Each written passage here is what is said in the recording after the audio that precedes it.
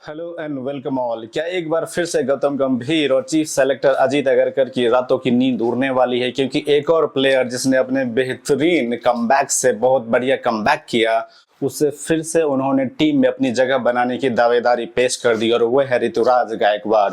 अभी अभी जो दिलीप ट्रॉफी जो सेमीफाइनल खेला जा रहा है बेंगलुरु में, उसमें ऋतुराज ने जो बेहतरीन 184 रन बनाए मात्र 206 गेंदों का सामना कर कर।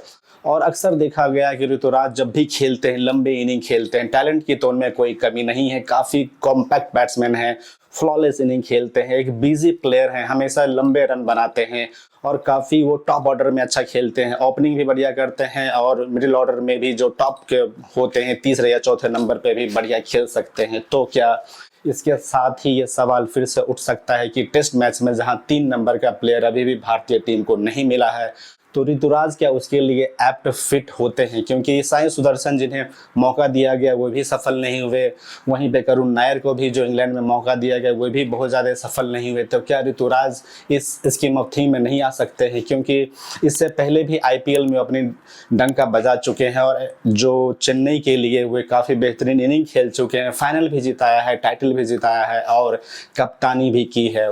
दुर्भाग्यपूर्ण है कि 2025 में उनकी जो एल्बो इंजरी हो गई, जिसके कारण उन्हें बीच में ही टूर्नामेंट को, आईपीएल को छोड़ना पड़ा। लेकिन 5 महीने के जो गैप के बाद उन्होंने जो काफ़ी अच्छा परफॉर्मेंस दिया, जो मुंबई में एक लोकल 2020 जो टूर्नामेंट होते हैं बुच्ची बाबू, उसमें भी उन्होंने सेंचुरी लगाया और तो बैक टू बैक सेंचुरी लगाए, काफ़ी जो बेहतरीन इनिंग खेली। तो क्या इसे फिर से ऋतुराज गायकवाड़ एक बार सिलेक्शन की रेस में सबसे आगे दिख रहे हैं? ऋतुराज की बैटिंग का तो जलवा इससे दिख पड़ता है कि जब जब वे अच्छा खेलते हैं, चेन्नई की टीम लगभग खिताब की दावेदार में आगे रहती है। तो वहीं क्या शुभम गिल पे ये इल्ज़ाम नहीं लग सकता है कि वे अपनी जो जब कैप्टन हुए इंडियन टीम के फिलहाल जो टेस्ट मैच के, तो उसमें क्या साई सुदर्शन को थोड़े फेवरेटिज्म तो नहीं कर रहे हैं? क्योंकि आप जब नेशनल टीम के कैप्टन होते हैं, जब आप देश के लिए खेलते हैं, तो आपको नेशन को देखना होगा, ना कि आपके लाइक्स एंड डिसलाइक्स को देखना होगा। क्योंकि अगर कोई भी जो क्रिकेट लवर हैं या क्रिकेट के जानकार हैं, उनसे आप अगर ये पूछें कि साई सुदर्शन और ऋतुराज गायकवाड़ में आप अगर कंपैरिजन करेंगे, तो ऋतुराज कहीं बेहतर हैं साई सुदर्शन से, क्योंकि उनके पास एक्सपीरियंस है और उनकी जो इनिंग है, खास जो वो खेलते हैं, टेक्निकली बहुत ज़्यादा साउंड है। वहीं ऋतुराज बहुत ज़्यादा एज के भी नहीं है, मात्र 28 साल की उम्र के हैं। तो उन पे कहीं 2 साल अगर उन्हें डिले कर दिया गया उनके सिलेक्शन को, तो फिर से कहीं गौतम गंभीर और सेलेक्टर कहीं ये तो नहीं कहेंगे कि अब ऋतुराज उतने यंग नहीं रहे, क्योंकि उन्हें तो यंग प्लेयर को मौका देना है।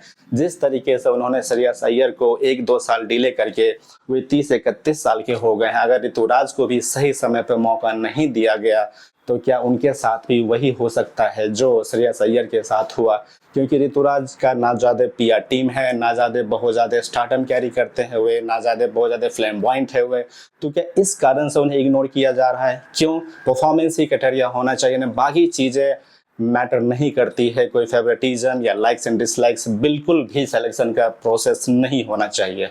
टेस्ट के साथ साथ वनडे में भी ऋतुराज की जगह बनती है, क्योंकि रोहित शर्मा और विराट कोहली को वैसे भी सेलेक्टर और कोच अब 2027 तक उन्हें नहीं देख रहे हैं, क्योंकि वे हर वो बहाना ढूंढ रहे हैं रोहित शर्मा और विराट कोहली को टीम से बाहर करने की। क्योंकि अभी अभी जो उन्होंने बेंगलुरु में जो टेस्ट करवाया था, फिटनेस टेस्ट, उसमें भी रोहित शर्मा, विराट कोहली का भी टेस्ट नहीं हुआ, लेकिन रोहित शर्मा अपने टेस्ट को जो क्लियर कर चुके हैं। लेकिन तो क्या ये दिख रहा नहीं है कि रोहित शर्मा और विराट कोहली को 2027 तक अगर टीम नहीं रखती है, तो बीच में एक्सपीरियंस की कमी होगी और उस कमी को पूरा कर सकते हैं ऋतुराज, क्योंकि उनके पास गेम भी है, एक्सपीरियंस भी, आईपीएल का काफ़ी ज़्यादा एक्सपीरियंस है, डोमेस्टिक भी बहुत ज़्यादा खेले हैं हुए, काफ़ी उनके रन हैं, डबल सेंचुरीज भी उन्होंने लगाया है, बहुत लंबे लंबे इनिंग खेलते हैं। तो क्या ऋतुराज की कहीं चर्चा क्यों नहीं हो रही? ना ही सेलेक्टर का भी उनका जिक्र करते हैं, ना ही कोच का भी उनका जिक्र करते हैं।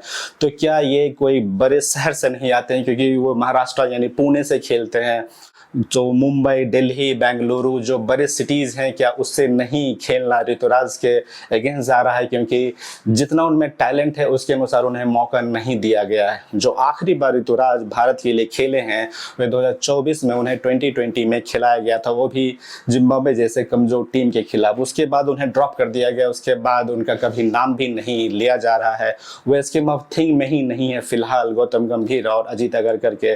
तो क्या इस पर सवाल नहीं उठ सकता है? क्योंकि जिस तरीके का टैलेंट ऋतुराज में है, जब आप आईपीएल खेलते हैं तो चेन्नई में जो सबसे बेहतरीन बल्लेबाजी दिखती है ऋतुराज की ही दिखती है। कितने फ्लॉलेस खेलते हैं वे। 2021 में जब उन्होंने बेहतरीन फाइनल में 70 रन की पारी खेली थी तो केकेआर के खिलाफ, तो उस समय भी जो अपने टीम को खिताब दिलाया था, चौथा खिताब भी दिलाया था ऋतुराज ने चेन्नई सुपर किंग को। तो वो प्रूवन प्लेयर हैं। पता नहीं उनका नाम क्यों नहीं आजकल दिख रहा है कहीं भी, ना सेलेक्टर ले रहा है, ना ही मीडिया में ही ज्यादा उनकी खबर दिख रही है। शायद ऐसा इसलिए क्योंकि उनकी पीआर टीम ज्यादा मजबूत नहीं है शायद। ऋतुराज कितने हम्बल हैं इस चीज का प्रूफ इस चीज से लगाया जा सकता है कि जब मीडिया पर्सन ने उनके 184 रन के इनिंग के बाद ये पूछा, क्या आपको अब यहाँ से अपने आप को आप कहाँ देख रहे हैं, सिलेक्शन के बारे में क्या सोचना है आपका, तो उन्होंने कहा कि अभी it's a long way to go. तो ये अपने आप में दिखाता है कि कितने हम्बल हैं वो, कितने डाउन टू अर्थ हैं। और उनको सिलेक्शन के बारे में उन्होंने कुछ भी नहीं कहा, क्योंकि उनका मानना था कि उनके हाथ में परफॉर्मेंस करना सेलेक्टर का काम है, सिलेक्शन करना। तो इस बारे में उन्होंने बिल्कुल भी कुछ नहीं कहा, कोई भी ऐसा स्टेटमेंट नहीं दिया जिससे आप ये कह सकते हैं कि वे थोड़े भी दुखी हैं या नाराज हैं। जहां तक गौतम गंभीर के स्टार कल्चर की बात है तो ऋतुराज को स्टार तो नहीं है ना, बहुत ही ज्यादा फ्लैम्बॉयंट है, तो उनको इग्नोर कैसे किया जा रहा है।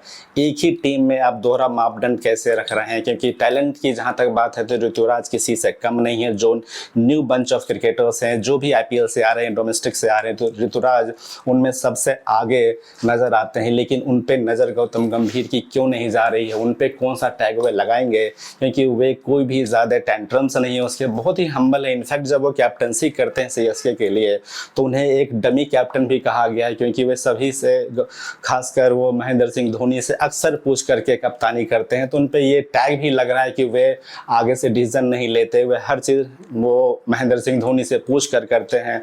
लेकिन उनका ये नेचर है, वे ठीक है, जरूरी नहीं है कि एक अच्छा प्लेयर, एक अच्छा कप्तान हो ही, क्योंकि फिलहाल इंडियन टीम में ऋतुराज को कैप्टनसी का तो मुद्दा नहीं है, उनके सिलेक्शन का मुद्दा है। तो फिर गौतम गंभीर का जो स्टार कल्चर वाली बात है वो ऋतुराज पे अगेंस्ट क्यों जा रही है, क्योंकि ऋतुराज तो ऐसा कोई भी टेंट्रम्स या दिखावा नहीं कर रहे हैं।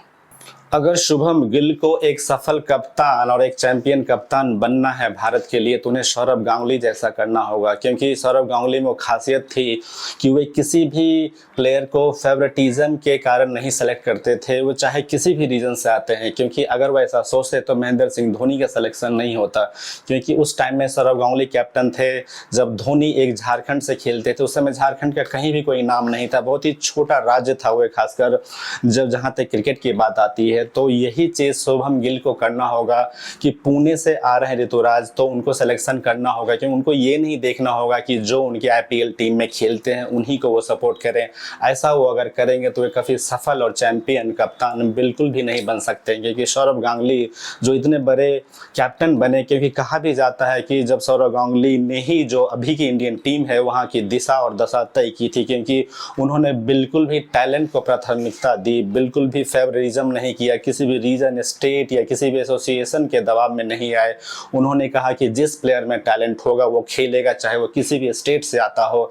ये मायने नहीं रखता है कि वे किस लॉबी का है, किस सपोर्ट सिस्टम, कौन सा लोग उन्हें एडमिनिस्ट्रेशन में सपोर्ट कर रहे हैं, बिल्कुल भी नहीं। बिल्कुल वे रॉ टैलेंट खोज रहे थे, उनको वो सपोर्ट कर रहे थे, उनको बढ़ावा दे रहे थे, उनको मॉरल सपोर्ट भी दे रहे थे, जिसके कारण ही भारतीय टीम जो आज इतनी मजबूत दिखती है, इसकी नींव सौरव गांगुली ने ही रखी थी। वही चीज शुभम गिल को देखना होगा और कोच को भी, गौतम गंभीर को भी देखना होगा कि उस समय की जो जोड़ी थी जॉन राइट और सौरव गांगुली की, वैसे ही अगर वो कर पाएंगे तब तो भारत आगे वर्ल्ड कप जीत पाएगा। नहीं तो अगर आप पिक एंड चूज करेंगे, अपने फेवरेट प्लेयर्स चुनेंगे केवल, तो फिर टीम दोबारा वर्ल्ड कप नहीं जीत पाएगी। ऋतुराज के 184 रन के जो पारी उन्होंने खेली दिलीप ट्रॉफी के सेमीफाइनल में, उसके बाद वे सोशल मीडिया पे भी काफ़ी ट्रेंड कर रहे हैं। तो क्या जो सेलेक्टर हैं, कोच हैं, उनकी भी नज़र में ये पारी जाएगी या कहीं ये ठंडे बस्ते में तो नहीं डाल देगी, क्योंकि आजकल लोग जो परफॉर्म कर रहे हैं उसके बाद भी सेलेक्टर ये कहते हैं कि टीम में जगह ही नहीं है तो हम उन्हें मौका कैसे दें। ये स्टेटमेंट बहुत ही ज़्यादा रिस्पॉन्सिबल नहीं दिखता। उन्हें कहना चाहिए था कि हाँ वो स्कीम ऑफ थिंग में है, हमें जैसे ही समय मिले, टीम में जगह बनेगी या कोई प्लेयर इंजर्ड होगा, हम उन्हें बिल्कुल भी मौका देंगे। ये स्टेटमेंट थोड़ा सा बेहतर होता, क्योंकि इससे प्लेयर का मोरल भी हाई होता है। क्योंकि जो चीज़ उन्होंने श्रेयस अय्यर के साथ किया, उम्मीद सब यही कर रहे हैं कि ये ऋतुराज गायकवाड़ के साथ ना हो। फिलहाल इस वीडियो में इतना ही, अगले वीडियो में फिर आपसे मुलाकात होगी, तब तक अपना ख्याल रखिए और हाँ, चैनल को लाइक शेयर और सब्सक्राइब भी जरूर कर दीजिए।